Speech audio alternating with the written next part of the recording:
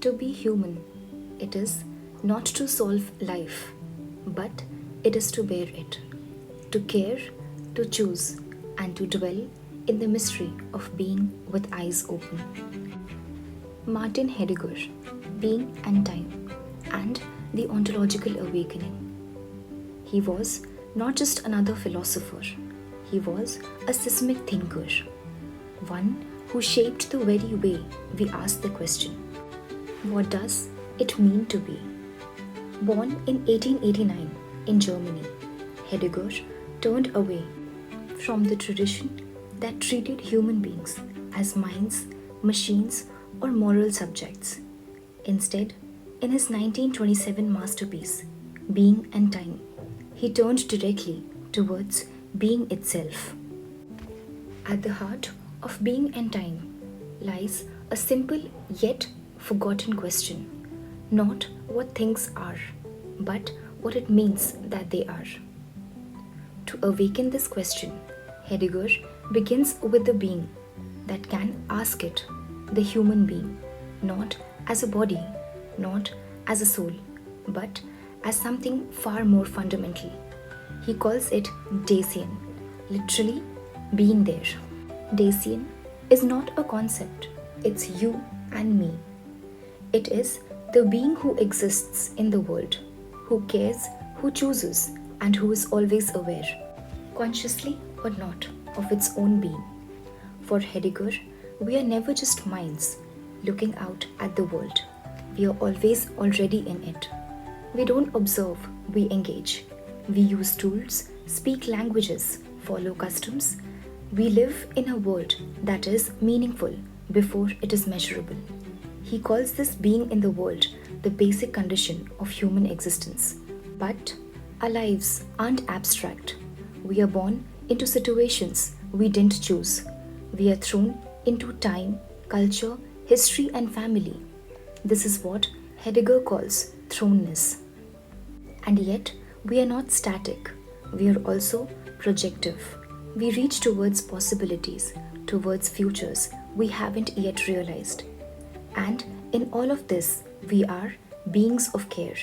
Care is not emotion, it is the structure of our being. We care about meaning, about selfhood, about others, and about time. To be human is to care.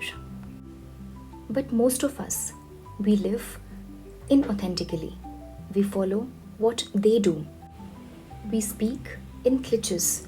We scroll through endless distractions. Heidegger calls this the thyself, that is, the Das Man. In this mode, we lose ourselves, not dramatically, but quietly. We drift. But then something happens, a moment, a mood, a break in the ordinary. We feel anxiety, not fear of something specific, but a deep, unsettling sense that everything might be nothing. This is not weakness. This is truth breaking through.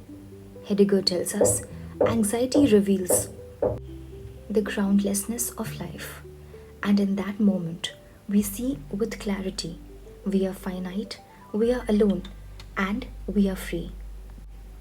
Then we face what Heidegger calls our most profound possibility, death, not just as an event, but as a horizon, a constant presence that defines the urgency and weight of our choices.